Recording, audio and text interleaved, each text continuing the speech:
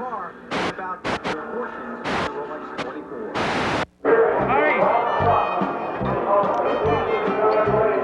I have an idea for a monologue.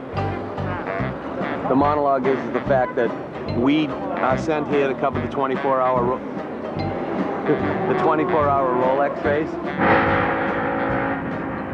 Rev It Up's changing. We're going more motorsports, and I think this is basically a test for Dougie, my cameraman, and Jerry, host, fake extraordinaire, to see who they can meet. Can they get some laughs? You're gonna laugh. This is gonna be good. You know, I had a lot of funny questions I was gonna ask, but there's only one I really want to know. Do you really forgive Steve for renting out your house for a porn movie? Who wouldn't? Didn't that sound good? Well, it did sound very good. Yeah, you should be on TV, you know. 24-hour world sports car competition. You don't know anybody. You know nothing of the sport. Yet, the big word has come down from ESPN. Get down there, get the behind the scenes. Contacts? None. Maybe Bob Barsha. He's not going to help. Marty Reed. I'm not used to you being this straight. He's really a maniac. Running, screaming when he sees me. We can do this. It's on. Not a problem.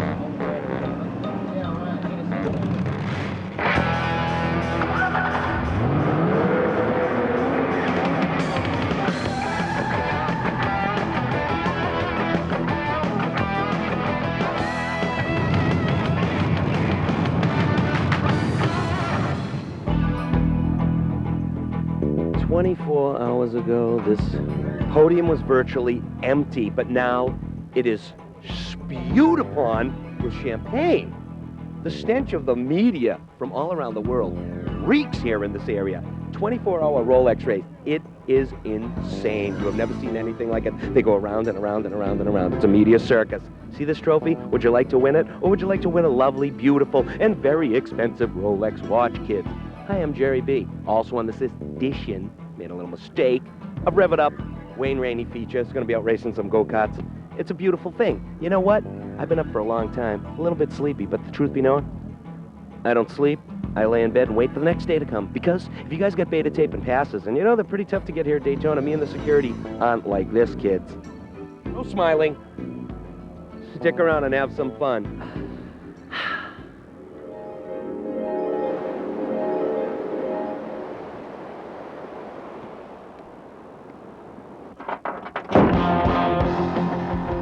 Jerry, what are you doing?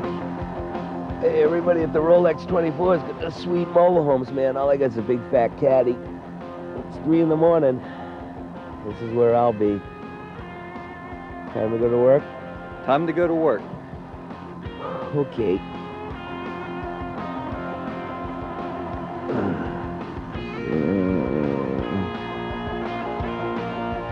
MW2's Rev It Up is brought to you by Honda Motorcycles, celebrating 50 years with great deals during Honda Dream Days. And by Suzuki Motorcycles and ATVs. Now during Suzuki Fest 98, get $500 worth of accessories free. And choose from great deals like 0 down or low APR financing on selected models.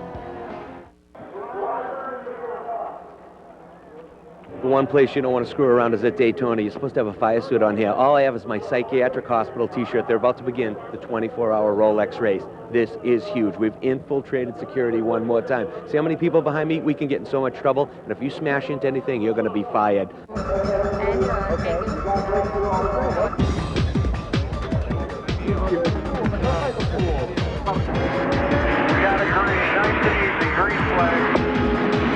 From a driver's standpoint, one thing that I admire is the fact that it is a 24-hour race.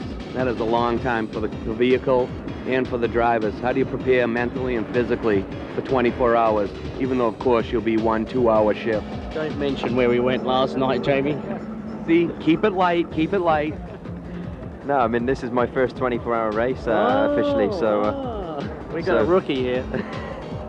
No, I mean, I'm used to just normal 2-hour, 1.5-hour races in Formula 3000 in Europe, so this is a new ball game for me, but with 2 experienced guys and learning off them all the time, and you know, everything's going well. I have tested doing the endurance running, but never actually competed yet, so I'm looking fit, so hopefully it should be good. This would be a vague, short question, but what's it like to be one of the drivers in a 24-hour event? You know, the tired factor, the fatigue, the vehicle, the dork that jumps behind the shot. It's well, the first 3 hours of the race are just complete chaos because you have 80 cars out there, and you'd swear that none of them know what in the world they're doing. And then it just gets into a grind. Actually, it's not really a race that's incredibly enjoyable. You know, you don't leave this thing saying, "Oh, what a fun time I had." Right. But on the same token, as soon as you're done with it, you want to do it again.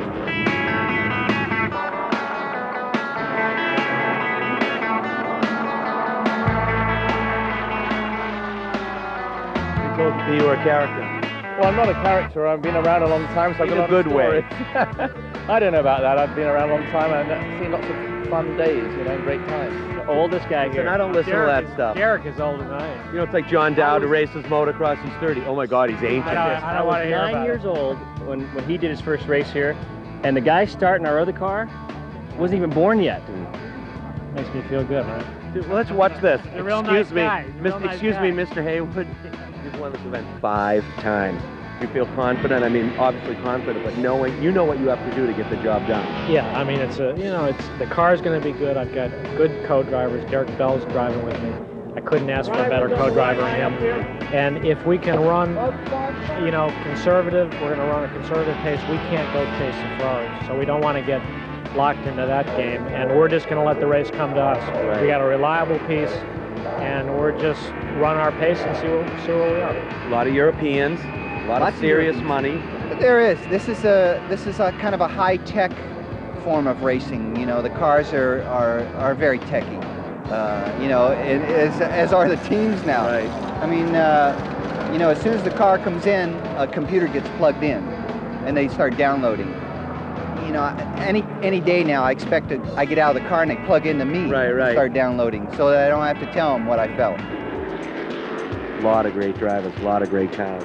Yeah, here's always, you know, good drivers, good cars, you know, a race that you always want to win. I have this privilege before, so you will want to do again.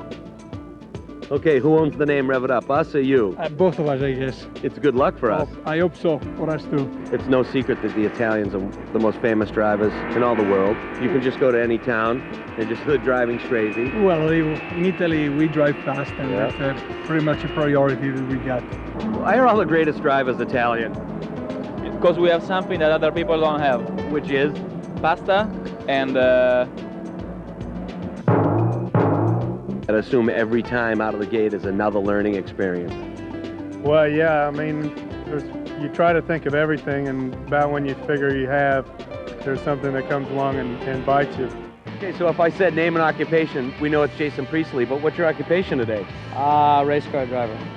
That sounds pretty sweet. It's well, it's good. I've been doing it for a long time, so it's you know, I'm pretty used to it at this point in time. You know, if I had my druthers, this is all I do. But you know, unfortunately, this doesn't quite pay the bills. Right. You know. Did you talk to Tim Allen? I mean, did you let him know? Does he know about this? Actually, First explain for the home viewing audience what he has to do with this. It's the Saleen Allen RRR Speed Lab, and Tim Allen is my teammate and partner in the racing venture that we have here. Last year he competed at this event very well with us. This year he's busy filming his day job, as we call it, and so I actually haven't called him yet, but today I will call him and let him know that we will not be competing, and we won't be live on ESPN. Did you just get out of the car? Yeah, I did. I just got out. Where are you guys placed now? I think we're fifth in class. I think we're 15th overall. Now you're going to go in the car in 10 minutes. What are you thinking?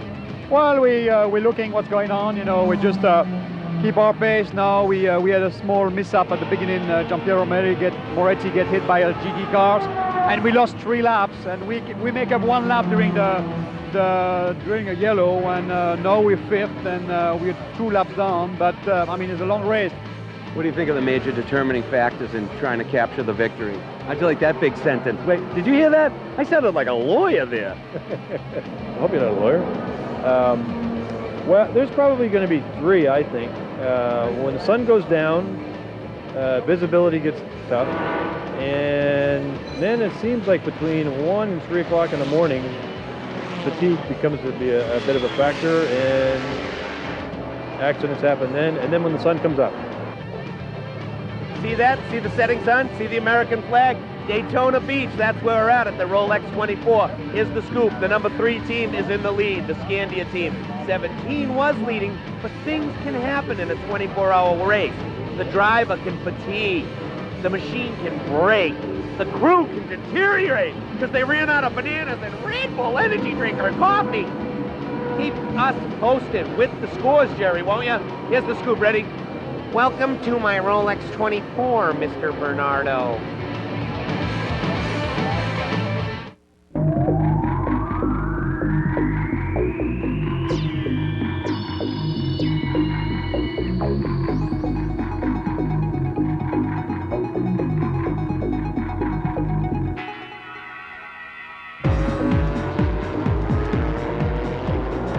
What do you think of a 24-hour event? I mean, this is the first time I've ever been to a 24-hour car race. I went to a 24-hour snowmobile race once, so that's a little bit different. Well, I think they're incredible because you're just managing your problems. You're trying to get to the end with no problems, spend the minimum amount of time in the pits. If you do that, you're going to be way out there in front. And my wife said earlier, you know, she said, oh, we've had a problem. We damaged the nose. We had this problem. We had that problem. I said, you know, there's a lot of racing left. I mean, we've only done about 9 hours right now. There's still a whole lot to go on. Everybody can have some problems. I led it here 3 times, 3 years in a row in a 962 with Pruett and some other guys, and we all broke in the last hour 3 times while leading. So it's, you know, it's a matter of getting to the end of 24 hours. A lot of racing. Just to give you a little indication of how many tire changes they're using, check it out. This is all the Pirelli stuff. 30 tire changes, 30 gas stops, 4 times 30. You do the math. It's a lot of rubber.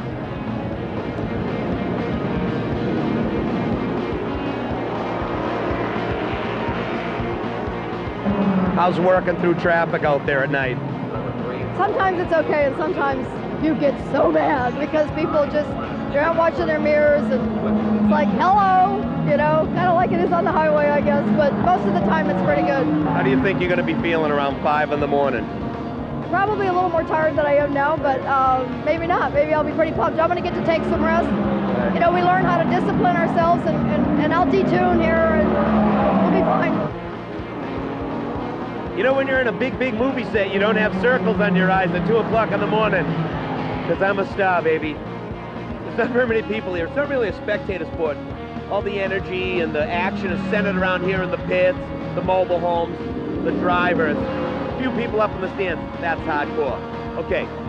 Eddie Lawson built Wayne Rainey a go-kart. Wayne, who's been quoted as saying, you're only disabled if you think you're disabled. He's expressed an interest in competing in go-kart racing. Did a little piece on him, did a little testing on it. Let's check it out on Rev It Up.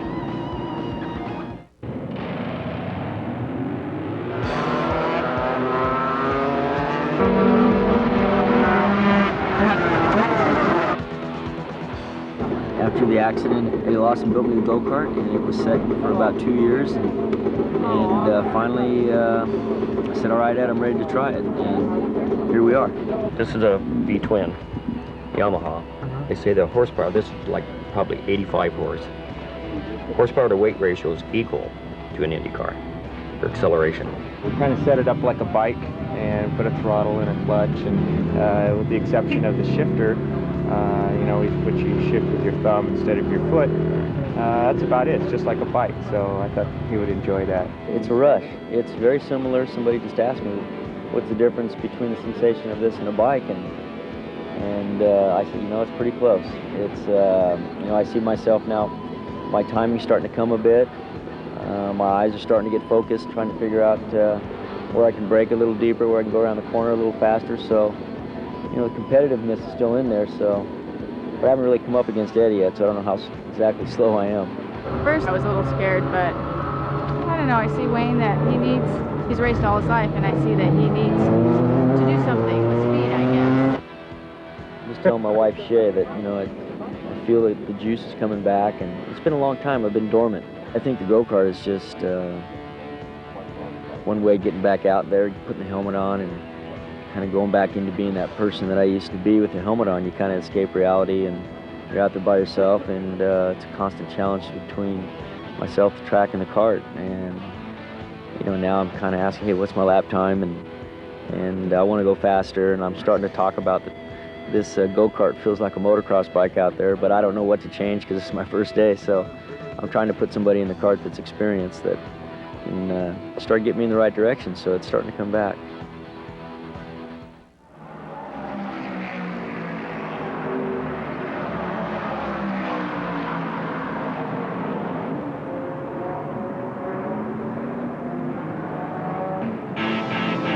Got the Momo Ferrari in a strong third. Is everything going as planned? Well, I think so. We just lost a lap in the pits with the driver change. The seatbelt got caught in between something. I couldn't find it. And, you know, you drive for 2 hours as hard as you can. And then you lose a a lap. stupid little thing like that. In the pits, it just drives you crazy. But, yeah, I mean, there's a long way to go still. But, you know, we are 3 laps behind them. What do you think about the Europeans? They come down here, huge wallets, got their fancy painted cars, talking funny. This is America, baby. You see that big flag over there? That's right, man. We come here with nothing and still kick their butts. That's what it's all about, man. That's it. Is there anything you'd like to add to the startling commentary that I have no idea what it would be? You can shock me. Ready? Go. No, just, you know, staying awake is really tough, especially if you're not real active. It gets cold, so, you know, you just sit around and try to catch a nap when you can, and then when something happens, you jump up and go to work. Thanks for talking to us. Good luck. Good luck. I expect you guys to stay up all night long with all of us. Hey, Doug, where's Jerry? Jerry's whacked. He could be anywhere.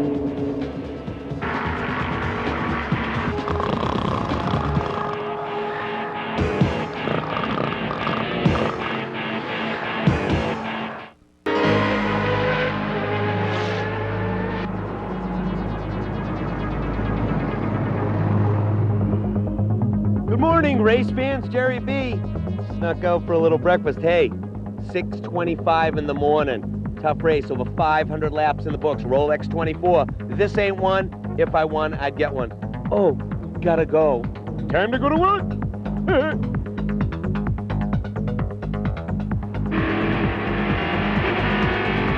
know, it's not really hard to find somebody in the pits that's been up all night. You're one of them. Yeah.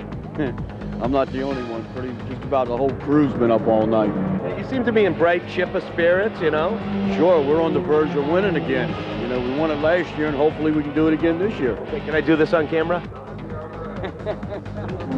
It's a confusing view. I mean, like if you have a party and you're the host and you're playing the band, you made the food, you can't have fun. Can you have fun racing and being the team owner? It is a little bit more difficult, I will tell you, but it's when I've driven for other teams as a driver, you feel somewhat detached. I'm infinitely more involved, of course, here. But Dyson Racing has always done well, and I always take a lot of pride in that. And hell, when I'm in a car, I'm driving, so it's a lot of fun. Right. I use that as a release. All right, I get to the race, Hofer, and I see KTM everywhere. What are you doing here, all the way from Austria to sponsor a car? Yeah, you know, I'm the president of KTM, and we are a competition company, and so we like to race everywhere. Not only on 2 wheels, also on 4 wheels. So that's why we are here, presenting our brand. From a photographer's standpoint, is it difficult to cover a 24-hour race? Of course, you have great light, and then you have no light. Yeah. No, I like it very much because the light gives you the chance to do things you normally can't do. You have the sunrise, you have the sundown in the evening. So you have a lot of possibilities to play with the light and to play with the cars and to make a lot of atmosphere. So it's my favorite 24-hour races.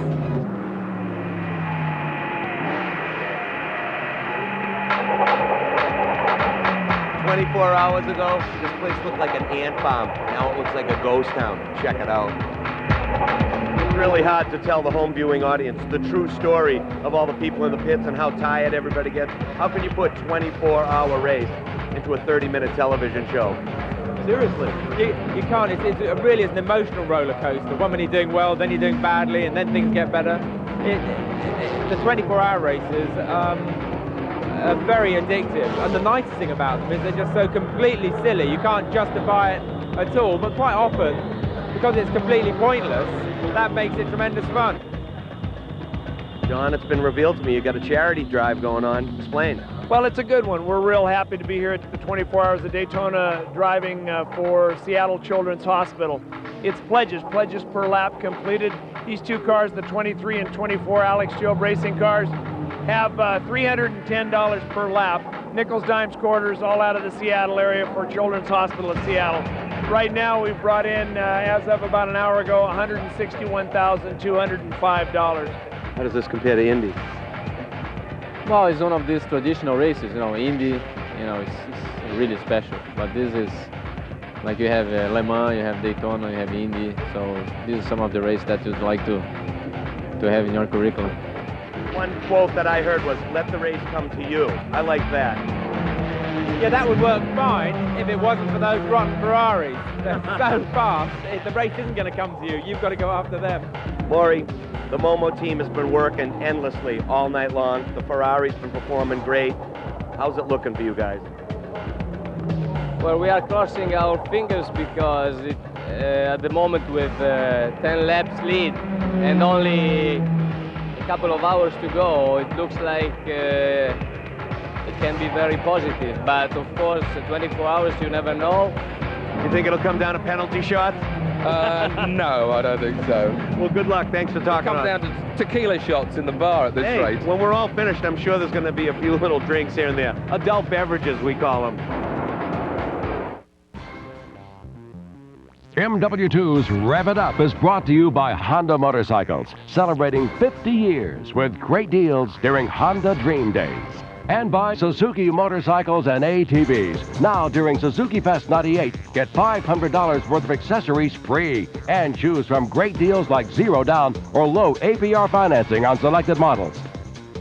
And this is a special moment for race fans everywhere as the Ferrari and Giampiero Moretti complete a lifelong odyssey and win the Rolex 24 at Daytona.